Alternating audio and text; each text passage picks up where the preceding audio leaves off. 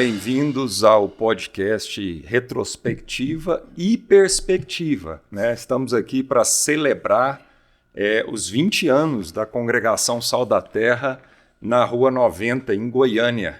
Nós estamos muito alegres começando esse podcast. Nós vamos ter 4 episódios aí para falar dessa história maravilhosa desses 20 anos e também, né, daquilo que Deus tem para frente.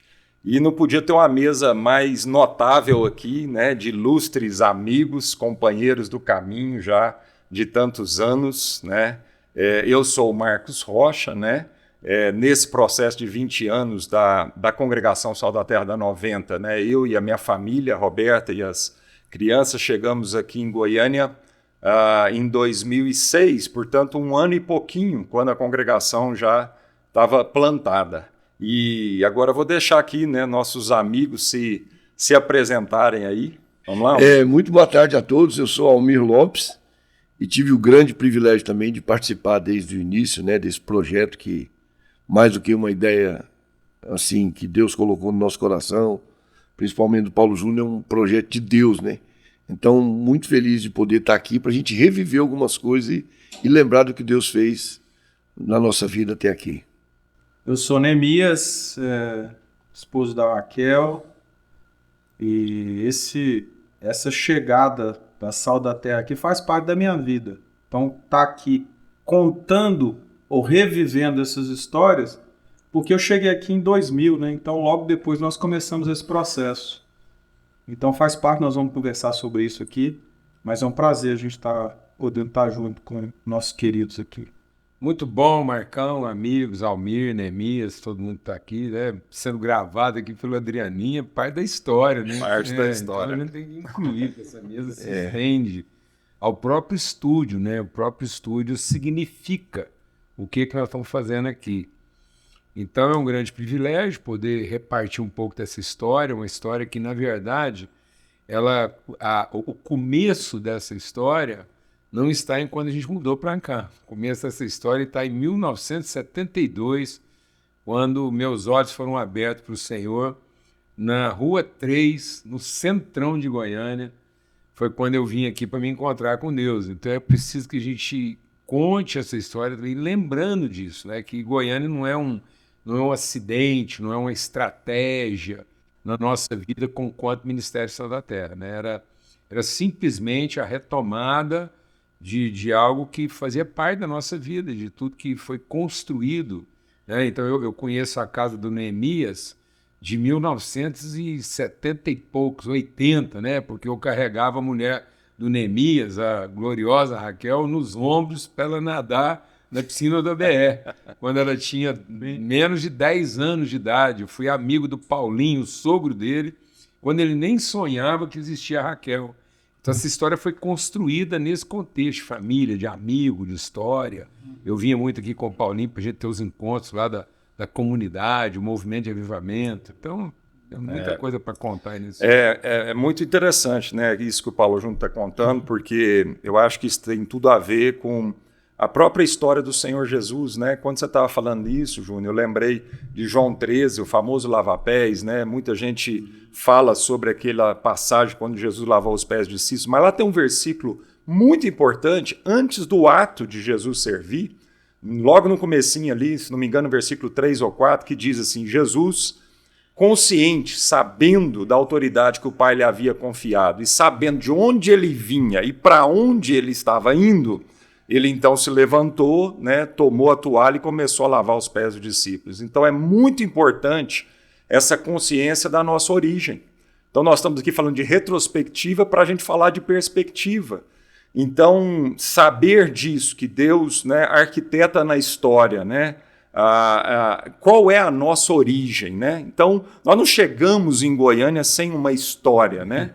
Então, acho que é muito importante, né? Esse primeiro episódio a gente quer falar exatamente isso, né? O que nos trouxe a Goiânia, né? O que levou o Ministério Sal da Terra a Goiânia? Passa muito pela vida do Paulo Júnior, como ele mesmo já disse, porque a história sua, a gente sabe, tem a ver aqui com essa cidade. Então, a gente queria te ouvir um pouquinho sobre isso, João. E aí, Marco, é muito forte isso, porque ao contar essa história, nós estamos aqui revivendo a essência do Ministério Sal da Terra.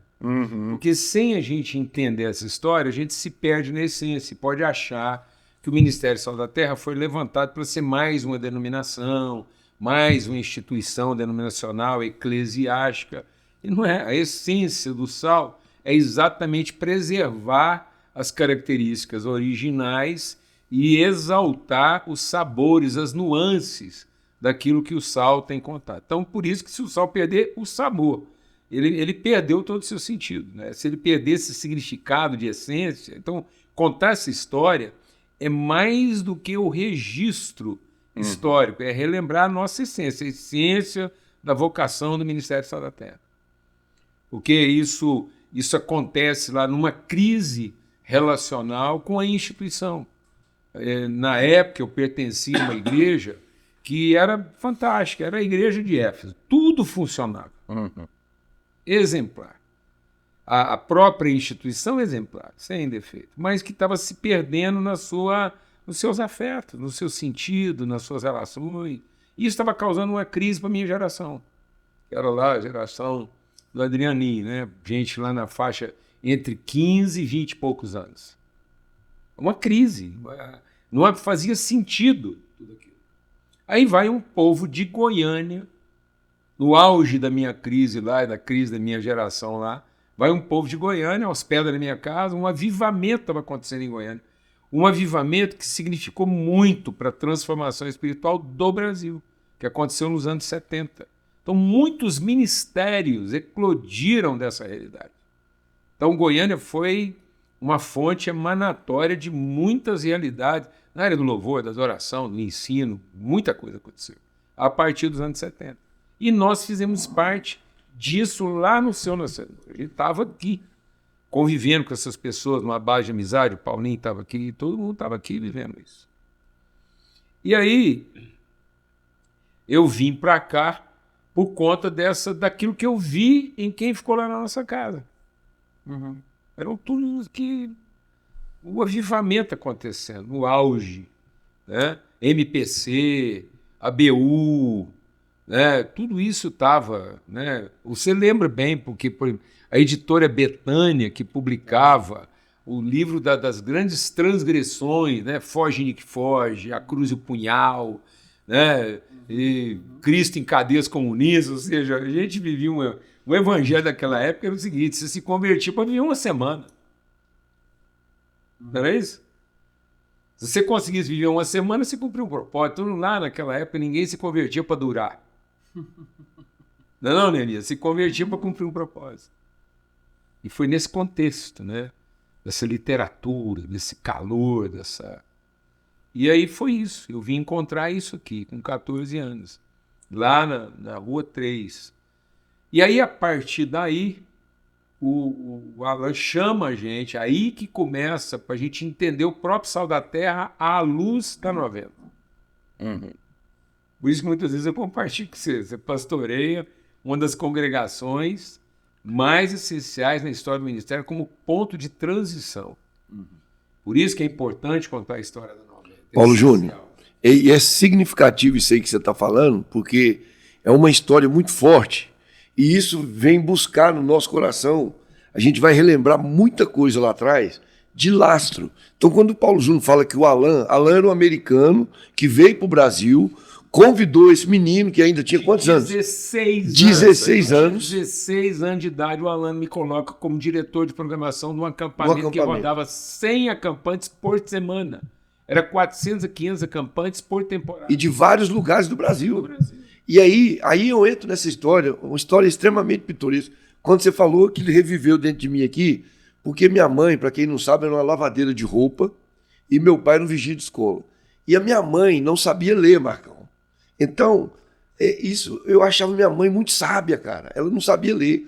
Só que na cabeça dela, ela falou assim, eu tenho que lavar roupa e juntar um dinheiro para mandar o meu menino para Goiânia.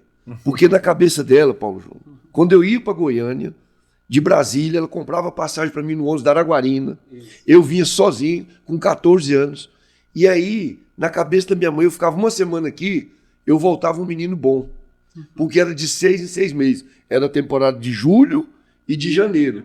Quando ia ficando ruim, lá por volta de dezembro, ela colocava o recurso em cima de mim de novo, e eu vinha para Goiânia, encontrava essa turma e voltava para o Golzinho. Então, você está vendo que o Almir, nós estamos aqui contando uma história, veja essa mesa aqui. O Almir, eu com 16 anos, ele era meu acampante com 13, 12. Exato. E a Raquel era minha acampante lá com 8, 10. Então, isso aqui é uma história acidental, 90. Todo esse movimento tem que ser, se não for percebido nessa hora, se o próprio Ministério da Saúde da Terra não for percebido nessa hora, nós perdemos nosso sabor. A gente vê o desenho de Deus totalmente essa história, porque aí era Paulinho, aí no intervalo entre uma temporada e outra, Paulinho enfiava nós numa carroceria de uma caminhonete D10 a diesel, queimando um óleo lascado. Cobria nós com uma lona, num banquinho. Bem típico dele. Enfiava a banda Sal da Terra pra gente ir lá até Goianésia. No intervalo, pregar o evangelho pra cidade, lá respirando fumaça daqui até lá na carroceria da caminhonete. Olha, veja a imprudência, a loucura, a insanidade. A transgressão. A transgressão. É. Isso é história. Porque agora esse Paulinho tá lá, os netos dele tá lá. O João é da idade, entendeu, né? É muito forte isso. Então, isso foi o que aconteceu. Então, quando aconteceu isso, aí marcou a nossa vida, porque aí a banda Sal da Terra foi formada nesse contexto. Então, a banda Sal da Terra, nos seus valores, na sua vocação, foi formada na estrada Uberlândia-Goiânia. Porque aí eu vinha trazendo meus amigos, aí era Paulo Júnior, convidado para ser... E aí, quem que você quer que seja a sua equipe? Aí veio Cezinha, Marcos, Rubim, Helder, Ricardinho. Esse era o povo, que eram os amigos, que começou a viver um avivamento em Uberlândia e que vinha... Foi aí que nasceu a banda Sal da Terra. Depois vem muita coisa, louvor, um punhado de coisa que... Onde a gente começou a conhecer os ministérios de louvor no Brasil, Grupo Elo, comunidade, o movimento das comunidades aqui, tudo. Todos esses líderes, amigos de mesa. Não foi de instituição. Eu conheço todos os líderes de Goiânia de mesa, de quintal. E até as pessoas importantes. Por tempo agora eu fui lá no velório da dona Lídia Quinan e conheci. A gente comia na casa dela nos intervalos. 50, 60 jovens no quintal daquela mulher. Então essa é a história nossa. Então, quando essa banda resolveu virar o ministério, inspirado por todo esse contexto de avivamento que via o mundo, não via ninguém estava vendo o próprio umbigo, estava todo mundo crendo numa transformação mundial a partir do Brasil, da juventude brasileira. Todo mundo em fase universitária. Então você pensa, isso vinha com a inquietude de quem podia mudar o mundo. Então nossa vocação profissional não era para arrumar um emprego, para sobreviver. Ninguém estava entrando na faculdade para arrumar emprego, ganhar dinheiro e aposentar bem, ficar rico. Foi um tempo em que a gente queria fazer uma faculdade, escolher um curso para ser relevante, para que com a nossa espiritualidade nós pudéssemos transformar a humanidade. E o mundo era pequeno para nós, para todo mundo. Haja visto as pessoas que foram sendo originadas disso. Agora, Júnior... Isso formou o Sal da Terra de Uberlândia. Então, o Sal da Terra então é formado em Uberlândia, né? Nisso e 1990, né? A igreja mesmo, né? Começa ali. Lógico que ela não estava começando em 1990, né? Mas a igreja ali começa em 90. E aí foram 10 anos ali em Uberlândia, né? 10 anos sedimentando, solidificando, plantando outras igrejas, né? E tem uma fase, né? Quando foi 2001, a gente cria então o Ministério Sal da Terra, emancipa as congregações até então, né? Naquela época nós tínhamos uma igreja sede, uma igreja mãe, mais 13 igrejas filhas. Então a gente entende uma nova estação, né? Qual que era a estação? A gente olha, normalmente, a gente tende a olhar para a igreja sempre olhando para a família, né? Nós entendemos que a igreja é a família de Deus. Então, se a gente quer falar de vida de igreja, a gente deve olhar muito para aquilo que Deus instituiu na própria família, né?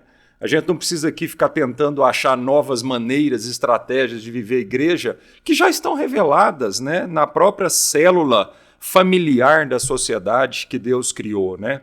E na família é isso mesmo, né? O casal ali se apaixona, casa, há uma relação, né, de intimidade. A partir dessa relação de intimidade, nasce filhos dessa relação, né? E a gente acredita que essa é a igreja para ter um ambiente de intimidade e a partir dos irmãos vivendo em união, em comunhão, pela unidade do Espírito Santo, nós vamos gerando filhos espirituais. Esses filhos, né, permanecem com seus pais durante um certo momento da vida para ir ganhando maturidade, mas o que acontece na família normalmente é que a gente então luta para emancipar esses filhos. Então foram 10 anos da história ali em Uberlândia, e aí a gente então emancipa essas igrejas filhas, né? E aí nasce o Ministério Sal da Terra, que nada mais é do que uma comunhão, né? Um movimento de igrejas, uma federação de igrejas, igrejas que são emancipadas, mas que fazem agora voluntariamente uma decisão de caminhar junto, de continuar caminhando junto, né? Pela consciência de unidade. E aí então nasce o Ministério Sal da Terra em 2001, né? Agora, é importante contar um testemunho, né, de que você pastoreava a igreja sede até então, né? Que era a igreja maior do Ministério Sal da Terra, né? Mas você faz o movimento, né? O ministério faz o movimento a partir de você, com você saindo da igreja sede, o que não era talvez o mais lógico, o mais natural, né? E não sendo, surpreendente. E vindo para Goiânia, né? Fazendo um deslocamento, né? Não era o mais lógico de se esperar na ótica humana, mas eu queria que a gente conversasse um pouquinho sobre isso, que eu acho que isso é uma marca do Ministério Sal da Terra importante. E é uma marca histórica. É bom a gente entender que a história se repete em ciclos, mas de forma espiral, ou seja, parece que é um círculo, mas na verdade é uma espiral, né? Você vai sempre passando mais um ponto acima. Eu vou ter um pouco de cuidado, mas vou ter liberdade de falar sobre isso. É mais ou menos como a história do povo de Israel. O povo se forma dentro de uma realidade egípcia. Então o povo fica lá dentro do Egito para aprender certas coisas, aprender organização, aprender escrita, aprender os ofícios. Então o Egito, o povo precisava passar pelo Egito para se organizar como povo, porque era uma tribo. Mas foi a passagem pelo Egito. Só que quando você se organiza, não é porque você se organizou naquele ambiente que você deve permanecer dentro dele, porque senão você fica escravo da organização. Vai vendo agora isso na história da igreja. Então, alguns momentos de organização só para você aprimorar o ofício, mas depois daquilo tem que estar sempre evoluindo. Senão você fica refém daquilo. Agora, pega a história do Egito lá do Velho Testamento e vai comparando com a igreja do Novo Testamento. Você vai vendo que ela se repete se você não tomar cuidado. Aí você está lá vivendo uma estrutura um pouco estranha, mas que Deus é que levou para o Egito. Aprenderam. Aí, para libertar daquilo, você precisa de uma liderança episcopal. Moisés. Um reformador. Um protestante. Que ainda tem um pouco do jugo escravo, mas já começa a pensar como um filho. Ele sai. Aí, todo o período do deserto é uma liderança episcopal. Ele que fala, ele que organiza, ele monta um time. Já não é mais Egito, mas ainda tem uma estrutura um pouco hierárquica. Só que aí, para ocupar a terra prometida, você tem que evoluir de uma coisa que era sistemática, episcopal, para uma coisa que presbiterial, formar um conselho, que é isso que vai amadurecer. E aí agora o Josué vai fazer o quê? Para ocupar a terra, então agora vão ter que ser conselhos, onde cada um representa, e agora não é mais representando uma função, é representando uma área. Uma tribo, né? Uma tribo e de uma área. Então é uma tribo e um onde e um quem. Mais do que o quê. Foi o que aconteceu com o Ministério da Terra. A gente cresceu dentro de uma estrutura muito organizada, aprendeu. Para sair daquilo, nós tivemos que ter uma revolução episcopal, quase que com uma reforma. E aí eu exerci uma certa liderança. E eu sempre entendi isso com muita isenção. Só que eu entendia que haveria um momento que a gente tinha que sair dessa... E evoluir. Evoluir para um presbitério, que foi o que a gente aprendeu. Foi então que a gente tinha que deixar a ideia de uma igreja sede e passar a ter o quê? outras igrejas para formar um presbitério, formar conselho. E sempre se esforçando para que esse conselho não voltasse a ser o quê? Administrativo. Que a força é grande. A saudade do Egito, Michael. Agora, Paulo Júnior, Você está entendendo? Você está entendendo o que É a gente verdade, luta é. aqui, amigo Almir, a gente tem que amigo Nelly? lutar o tempo todo. A com vocês. saudade do Egito é grande, porque é uma comodidade. É uma comodidade. Então, é uma inércia histórica. E aí foi o que aconteceu. Então, houve um momento no Ministério da Terra que ele precisava efetivamente se tornar o quê? Representantes de tribos, cada um com as suas características, e que fossem replicadores de outros conselhos, e aí pronto, aí a gente teria alcançado o estágio de maturidade e a condição plena de multiplicar sem ter que controlar.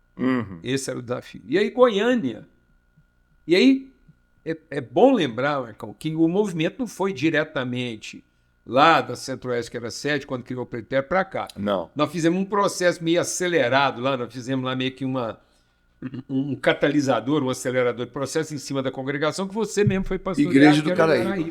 Isso. Porque como o Caraíba tinha sido a nossa origem, era fácil a gente fazer lá um processo rápido. Então, em 1 ano e meio, a gente reorganizou uma congregação, emancipou um conselho, o Marcão assumiu para poder dar ideia de presbitério, porque aí Vigilata ajudou a dar ideia de presbitério, Caraíba ajudou a dar ideia de presbitério. São bairros em Uberlândia onde a gente tinha E aí igrejas. a gente conseguiu montar um presbitério rápido, com 3 ou 4 igrejas, para poder gerar esse movimento. Foi esse presbitério formado a partir de Uberlândia que permitiu a minha saída de lá para poder vir para Goiânia e estender esse presbitério agora num contexto mais nacional e internacional do que propriamente local. Paulo Júnior, outra coisa, isso que você falou é interessante, porque o simples fato de mexer e de fazer uma coisa que talvez seria o que muita gente nem pensava nisso, era contra, mas deu condições a várias igrejas do ministério a desenvolver o seu próprio característica. Isso foi muito legal, porque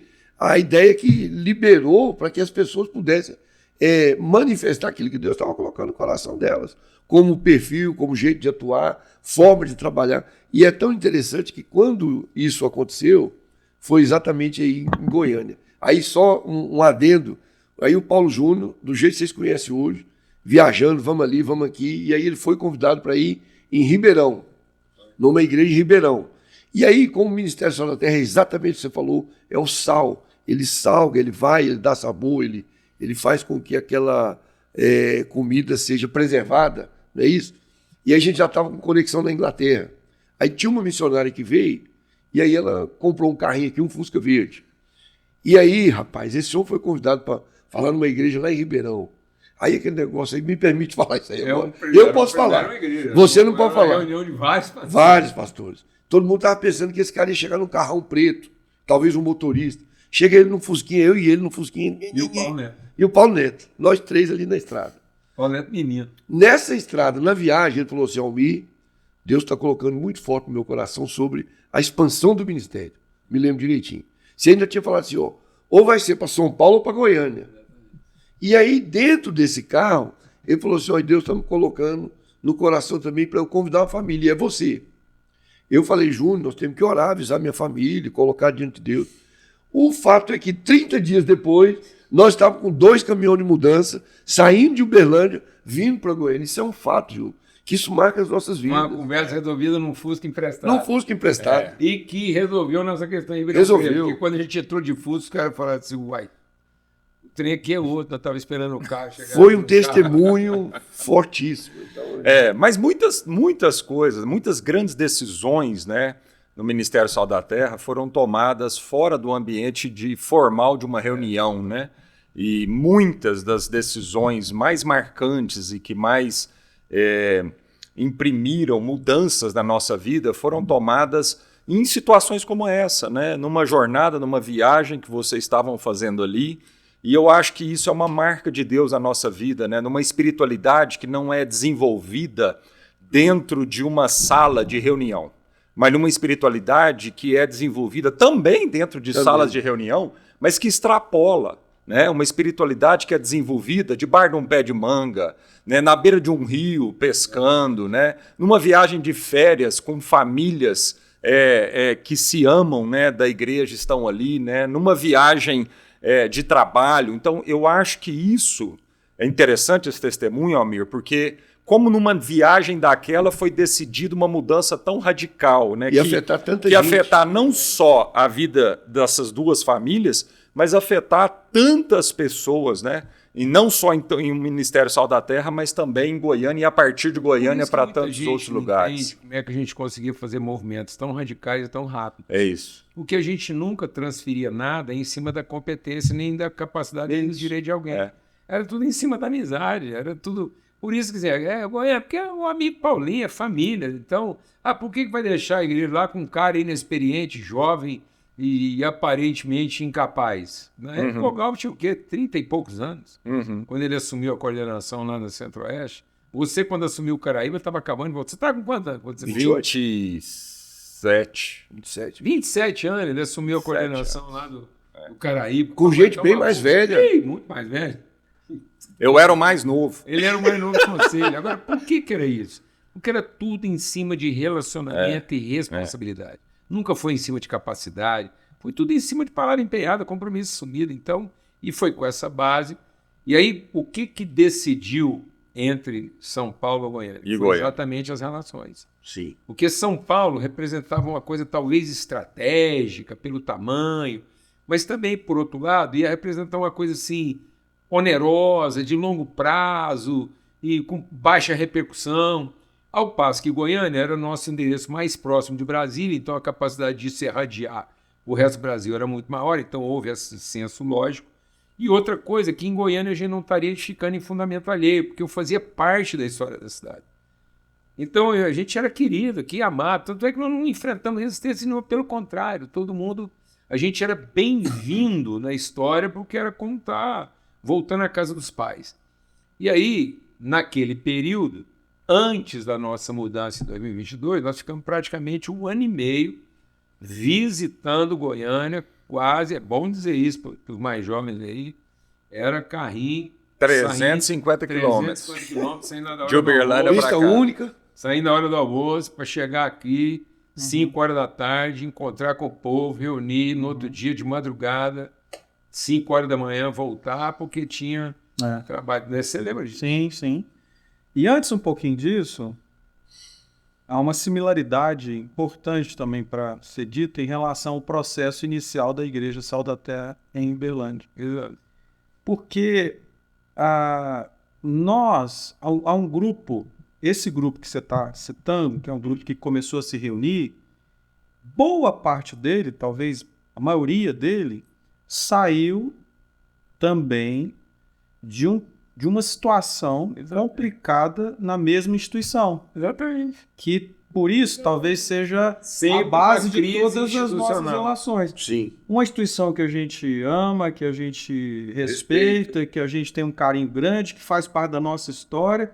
Né? Minha avó foi fundadora da Igreja Presbiteriana lá em Vitória. Quer E que dizer, continua toda- sendo nossa referência em... Isso, tudo, quase. que é irmã, que a gente gosta demais, assim... Não tem nenhuma E não tem nenhum problema, conflito, tanto né? que eu saí de uma igreja sadia em São Paulo.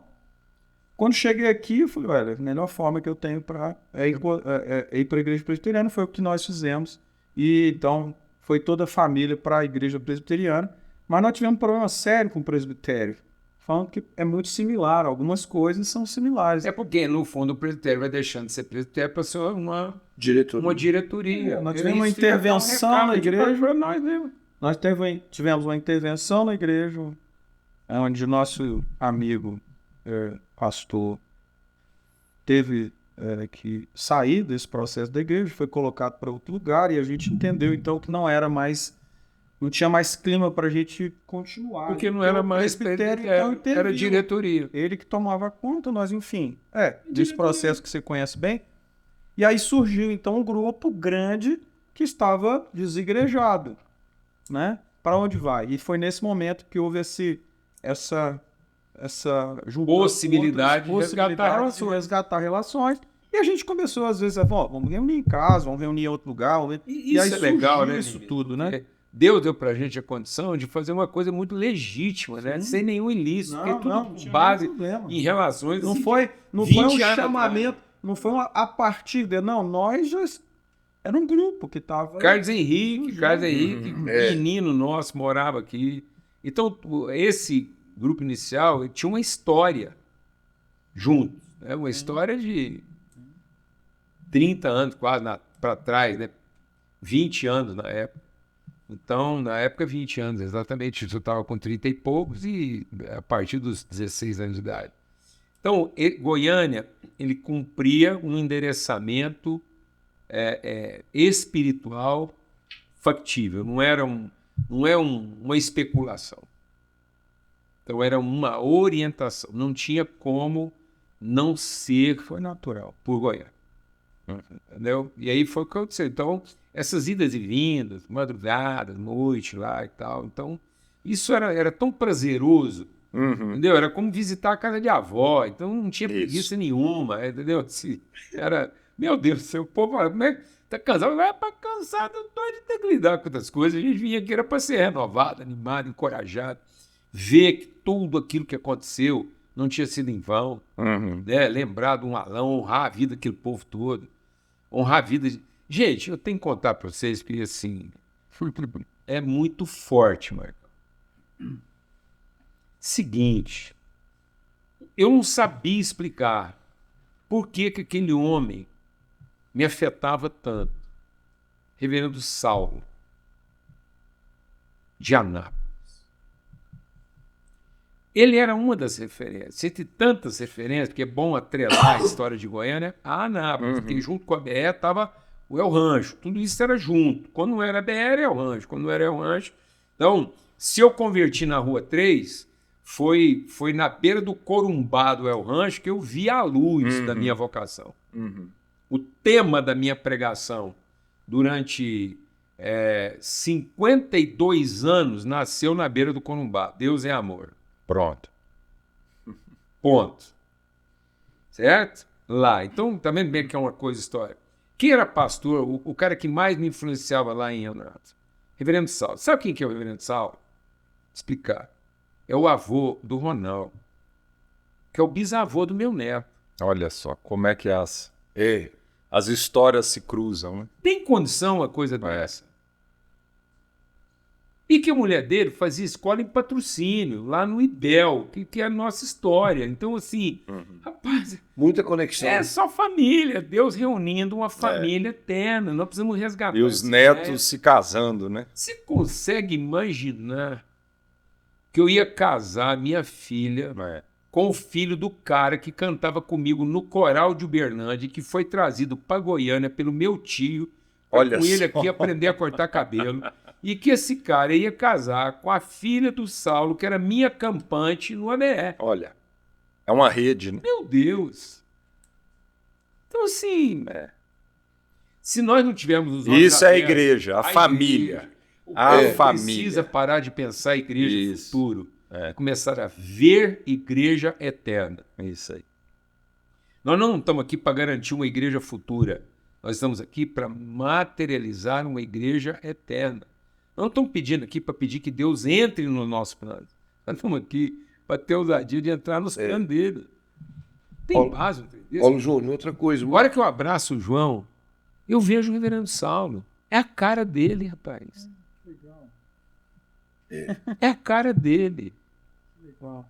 Meu Deus, você consegue imaginar eu sentado? É um senso de Você eternidade. consegue imaginar eu sentado na varanda do Reverendo Saulo, chorando, pedindo para Deus para eu ser fiel ao que estava colocando no meu coração? Que a única coisa que eu não queria era me desviar, houvesse o que houvesse. E agora, o bisneto dele, que ele não viu, toma café na minha mesa. É isso. Isso é sua vida, nossa vida. Sabe, você falou, só um detalhe, Sim, Marcão. Quando você acabou de falar uma palavra muito forte aí, que é o que faz parte da nossa vida como um todo aqui, eu diria nessa mesa aqui, nós quatro, é exatamente uma característica peculiar do Ministério Sal da Terra, que é a mesa, né? como eu fui aprendido, como eu fui ensinado assim na mesa. Então hoje, quando você fala todas essas histórias, eu tenho certeza que muitas delas foram faladas, foram lembradas, foram revividas à mesa. O ambiente de mesa é extremamente pedagógico, nos ensina. E o Ministério Sal da Terra, com essa característica de sal, não é aquele negócio assim grande, igual você falou, para ganhar o mundo, mas a gente pode ir mudando o mundo das pessoas às quais a gente se assenta para conversar, para trocar uma ideia, para olhar olho no olho, para sentir a batida do coração, conversar um pouco mais tranquilo. E hoje parece que vai perdendo isso, né? As pessoas estão atrás de tantas coisas grandiosas e a mesa é muito profunda. E nesse ministério... A expectativa de futuro está roubando a perspectiva de eterno. Quantas... O diabo conseguiu colocar no nosso coração e nos nossos jovens uma expectativa de futuro. E isso está sufocando nossa perspectiva de eterno. Ô, gente, é tão interessante porque nós estamos aqui há quase 1 hora conversando sobre a história, né, da igreja, né, parte da igreja Sal da Terra, do Ministério Sal da Terra. E eu louvo a Deus porque nessa hora que nós estamos conversando aqui, nós estamos conversando de tantas pessoas. Nós não estamos conversando do que nós fizemos dos projetos, nós não estamos conversando, né, dos prédios, das estruturas, mas nós estamos falando aqui o que é a essência da igreja. Nós estamos falando aqui da família, nós estamos falando dos filhos, dos nossos pais espirituais, avós espirituais, né? E isso é muito importante, né? Essa identidade de que nós somos essa família, né? Independente da denominação X, Y, Z, né? Isso cruza, né? Isso extrapola essa questão denominacional. E o que vai ficar? Vai ficar a emoção da gente lembrar dos nossos irmãos, independente se era, né, A, B ou C de denominação. Então eu acho que isso é uma marca naquilo que Deus chamou a gente, né? Dos pilares do Ministério Sal da Terra e foi uma das coisas que trouxe a gente para Goiânia também, foi o esforço pela unidade, né? O esforço por reconhecer a igreja localmente e fazer parte dela. Saber que quando nós chegamos em Goiânia, a igreja já estava aqui e nós viemos aqui cooperar, encontrar nossos irmãos. Irmãos que a gente tinha saudade, que conhecia, e no meu caso, né, que não tem essa história, né, pregressa do Paulo Júnior com a cidade de Goiânia e com os irmãos aqui, mas no meu caso, uma saudade de irmãos que eu nem conhecia. Então tá aqui um irmão desse. Até uma saudade Você não tinha, né? Porque agora os seus netos vão nascer dessa mistura, né? Exatamente, Agora Deus te introduziu nesse mundo espiritual, entendeu? É a perspectiva para frente. Daqui 15 anos, talvez eu não vou estar aqui para contar a história, mas não é que o dia 15... É o que nos trouxe até aqui, o que nos vai na minha casa. Exatamente. Entendeu? Tá lá. Mas seu neto goiano tá lá, esperando para nascer. Mas essas emoções, né, tá aqui do lado, porque o Almir a gente já conhecia desde Uberlândia, mas está aqui do lado do Neemias, esse grande amigo, um dos grandes amigos e irmãos da minha vida, está aqui sentado ao meu lado, faz parte da minha vida, da minha história. E saber que eu estava agora lembrando da dor para tomar decisão para eu vir para Goiânia. Em 2005 nós tivemos uma reunião tensa do Conselho do Ministério Sal da Terra, e eu me lembro muito bem dessa reunião quando o Paulo Júnior na mesa disse assim para nós, lá numa chácara a gente passava uma semana em oração buscando a Deus, e o Paulo Júnior disse, porque não foi fácil, nós estamos aqui emocionados, tantas coisas boas, mas teve muita luta, nós íamos precisar de outro podcast para falar dessas lutas, que foi o começo em Goiânia. E eu lembro, isso o Paulo Júnior já estava, né? Isso foi 2005, ele chegou aqui no final de 2008, 2002, ele e o Almir. Então já eram 3 anos que vocês estavam aqui. Depois desses 3 anos, era tanta luta naquele começo, que o Paulo Júnior chegou para a gente no conselho lá em Uberlândia e falou assim: nós temos 2 opções. Ou eu saio com a minha família de Goiânia e vamos para outro lugar, e a gente deixa a Goiânia desenvolver na velocidade que for, ou a gente entende que é Goiânia, permanece em Goiânia, mas aí, irmãos, eu estou aqui para fazer um apelo, a gente precisa de ajuda. Então a gente tem que mandar reforço para Goiânia. E eu lembro naquela reunião que a pergunta era: quem irá por nós? E aí o conselho foi unânime, né? Vai o Marcos e a Roberta dessa vez. Eles vão, e eu lembro que o frio correu na minha espinha aqui, muito grande, né? Eu tinha 3, meus meninos eram muito pequenininhos, e no primeiro momento eu resisti ali, mas a gente foi para a presença de Deus, e Deus falou que era para a gente vir. E era para um belinão lá. Exatamente. E aí, então, em fevereiro de 2006, nós chegamos. Aqui, carro. Belinão do seu Lino. Mas por que eu estou dizendo isso, né? Porque muitos momentos da nossa vida nós vamos ter que, com frio na barriga, nós vamos ter que mover. Nós vamos ter que fazer as malas, despedir dos amigos e partir, né, para uma terra distante, partir mesmo, e sabendo que há irmãos que nós estávamos com saudade e que ainda não conhecíamos. Então hoje eu olho para trás, nos meus 18 anos de Goiânia, e vejo tantos amigos que Deus acrescentou na minha vida, e que eu não podia viver sem conhecer e sem viver com esses amigos. Então eu louvo a Deus, queria deixar esse testemunho pessoal para todos aqueles que são desafiados a mover. Deus é um Deus de movimento, né? Os cristãos, antes de serem chamados cristãos, eles eram chamados os do caminho. Então, que Deus nos ajude a continuar sendo aqueles do caminho, e que Deus ajude o Ministério Sal da Terra a não se acomodar, né, nas garantias do que nós já conquistamos, mas que a gente possa sair e romper sempre as fronteiras daquilo que não foi visto ainda e materializado ainda, e a gente, pela fé, ser um instrumento de materializar essas amizades, esses encontros, para que nossos filhos e netos possam se casar. Exatamente. Para que a gente possa materializar o eterno que está lá esperando. É isso aí. Os seus netos eternos estão esperando essa materialidade. Exatamente. E aí, Marcão, sabe assim, olha, capacitação, né? A capacitação revela direito, competência. E a capacitação é uma forma de você ver bem feito ou melhor feito que já foi feito. Revelação é você ter a capacidade de fazer o que ainda não foi feito. Fé é a certeza do que ainda não se viu. E não a competência de fazer melhor o que já se viu. E a igreja hoje está gastando muito tempo em capacitação e não em buscar revelação. Pela fé, você vai fazer o que ainda não foi feito. Ainda que no começo comece mal feito. Mas é melhor do que você ficar querendo ter a proteção e a certeza de continuar fazendo bem feito o que já foi feito, não precisa de fé. Só de competência. E por que eu estou contando isso?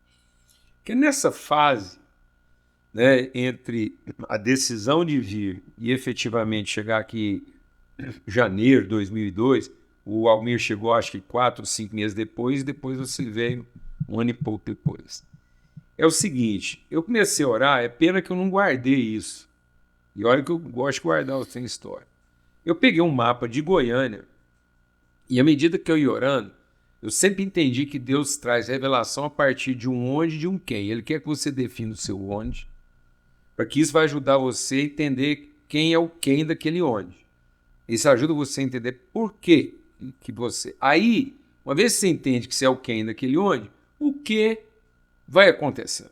Não precisa preocupar com isso, não, o que ele vai aparecer. Então aí era essencial saber o nosso onde. Aí eu comecei a pegar o mapa e fui rabiscando de caneta. Qual área de Goiânia seria o lugar da gente plantar a igreja? E é onde eu deveria morar e começar a vida, antes de chegar aqui em 2002. E eu falava assim para Deus, para mim conseguir fazer meu trabalho, sem meus meninos estranhar muito, minha mulher sofrer, porque é uma cidade nova, é o seguinte, eu preciso morar a no máximo 100 metros da escola deles. Eu vou ter um carro só, eu vou viajar muito, trabalhar, então a Lana não vai depender de carro, poder levar os meninos para a escola. Preciso morar perto da congregação onde a gente vai frequentar. E onde eu vou conversar com o povo, com quem nós vamos afetar. É o seguinte, o apartamento que eu arrumei foi na T1, T1. certo? Onde tinha uma praça atrás. O apartamento, o prédio era em L. Você entrava a porta principal na T1 e saía a garagem na rua transversa. Meu vizinho era o... Daqui a pouco vou lembrar o nome dele lá. Aquele que era até delegado, depois morreu lá recentemente. Tonioro? Não, aquele compridão, bonitão lá. Depois agora também. Então, enfim, era aquele ambiente. A igreja presbiteriana ficava lá no fundo. Por que eu estou contando isso? Porque essa praça, no fundo da minha casa, que os meninos saíam pela garagem, atravessavam a praça, era a praça do IP. É onde os meninos foram estudar. Menos de 100 metros. 100 metros. Sabe quem era professor desde o IP? A Júnia, a Regina. Eles é que abraçaram meus filhos. Tudo gente lá do meu ABE. Quando vê, rapaz. As pessoas que eu ajudei a cuidar, agora eu estava cuidando dos meus filhos, eles atravessavam a rua. A Bebel, 8 aninhos de idade, rapaz. Ela ia com o mochilinho dela, atravessava a rua e ia a pé para a escola. Olha esse desenho. É. E aí, a linha limite desse desenho que Deus deu, sabe onde ela passava? Na 90. A gente vai terminar aqui. A linha limite era 90. Hoje a gente foi efetivamente plantar. É. E aí em 2004, setembro de 2004, a gente planta, né, a congregação 90 e agora fica para o próximo podcast para a gente conversar mais um pouco sobre mas isso. por que você chama congregação 90? Porque era isso, porque era uma linha, era um endereço, não era uma instituição. Uhum. É para preservar essa ideia de que houve um endereçamento. Exatamente. Somos guiados a um lugar e não a um quê. Uhum. E fizemos muitas visitas, muitas buscas, né? Eu lembro de vários lugares que nós passamos até chegar no 90, né? Visita imóveis em muitos lugares. Agora, eu Chegar quero lá. deixar aqui, antes de terminar isso, como testemunho para todos que vão ver isso, porque esse movimento que foi lá de virar um presbitério, deixar de ser uma igreja séria para ser um presbitério, através do Caraíba, de onde você veio e chegou na 90, a gente também instalou uma forma de plantar a igreja que eu quero deixar aqui registrado, que vale para muita gente, até para outras igrejas do Ministério da Sal da Terra. Que era o seguinte: a gente iria plantar a igreja a partir de um grupo de líderes, um conselho de presbíteros, e que a gente ia ficar um ano fechado. Uhum. Eu acho que isso precisava ser relembrado, que isso foi essencial, para não gerar inércias de insatisfação. Uhum.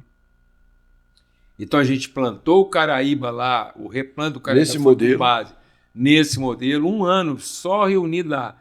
Depois a gente plantou a 90 com a mesma base, e foi com essa mesma base que a gente plantou o Alfa. Uhum. O Neemias participou das duas coisas.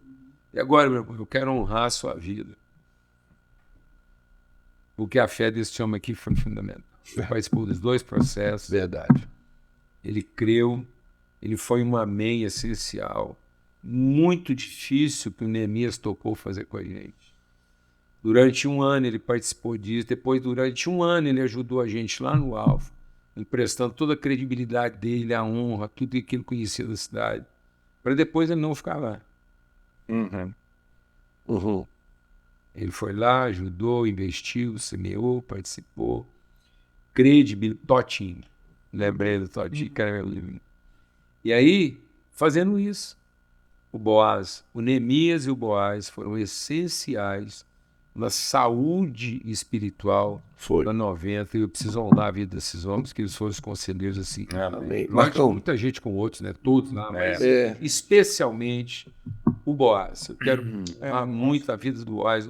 O Boaz foi a coluna É verdade. principal Uhum. da plantação da 90. Eu acho que ninguém Segurou mais a Ninguém. onda do que aquele homem. Ninguém. Se Ventos o Boaz não sopraram. fosse a coluna firme que ele foi para aguentar todos os puxões que ele sofreu, não tinha congregação 90 hoje. Esse homem foi de uma dignidade, de uma honra, de uma hombridade. Todos os presbíteros, todos os homens, todas as famílias foram essenciadas. E o que esse homem sofre hoje, em função da sua coerência, Porque se não fosse a palavra empenhada do meu irmão Boaz, não tinha congregação 90, por mais excelentes que fossem as pessoas envolvidas. Foi porque ele segurou a nossa mão e em nenhum momento ele largou, apesar de toda a pressão que ele sofreu. Então, se tem uma coluna, um pilar, mais do que a minha própria vida, sem o Boaz não teria sido possível. Não. Lógico que sem todos os outros foram pilares essenciais, mas o homem que emprestou toda a sua credibilidade, sabe? Certo?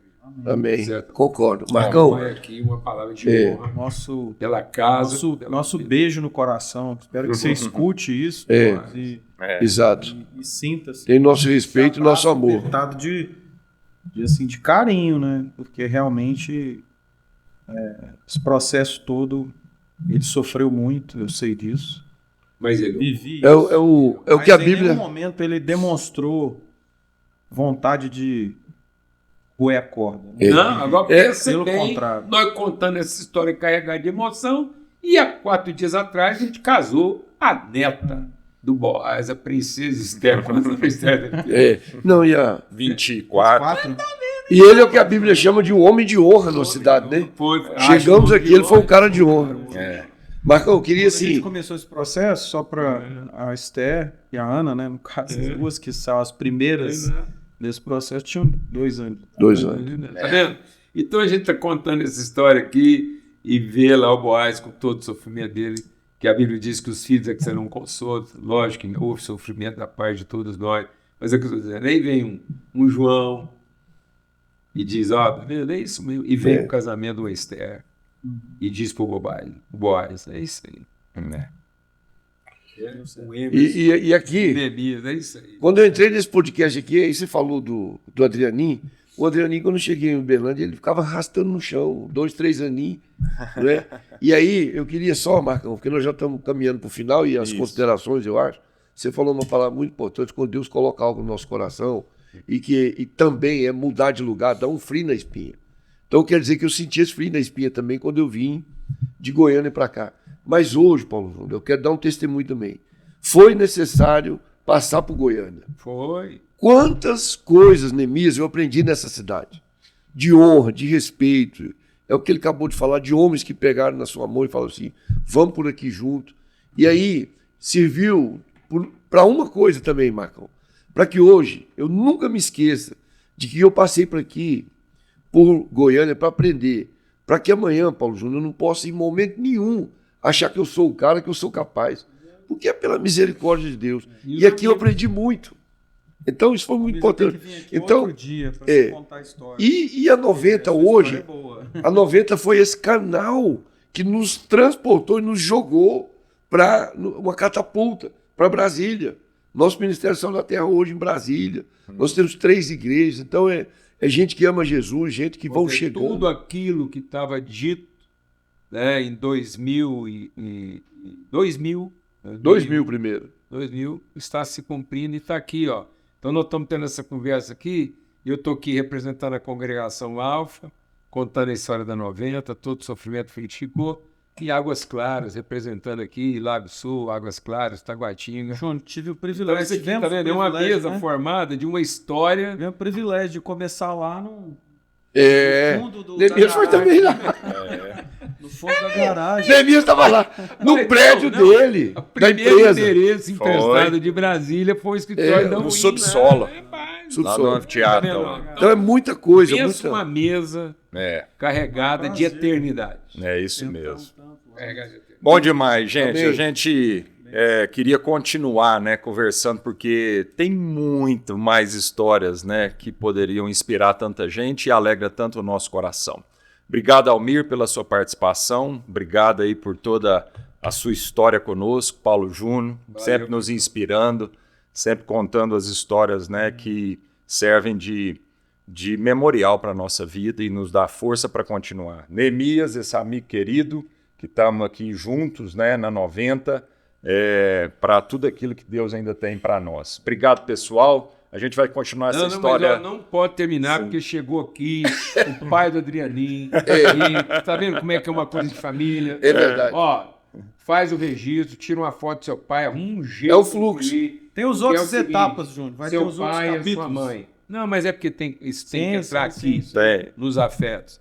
Porque esse casal aí, com toda a simplicidade deles e a suposta inexperiência espiritual, foi no nosso aconselhamento de vizinho, de afeto, de conversa na varanda. Foi a amizade dele com a sua mãe que tornou possível tanta dor, tanta coisa, porque era um evangelho real ali, sem nenhuma obrigação de estar... Não, só amizade. Só amizade. Ali no nosso condomínio, como é que chamava lá? É o Gautier. Gautier, A Caju. família do Adriano e da Laís, seus filhos, Pai, era um alento para a nossa vida. Refrigério, bálsamo. abraço de Isso tem que ficar vizinho, registrado. Que você Então, também desfrutou. lógico.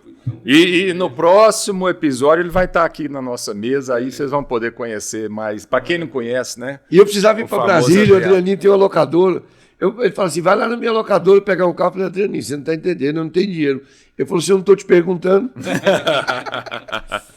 Gente, fica aí. Um beijão em todos vocês. Deus abençoe. Amém.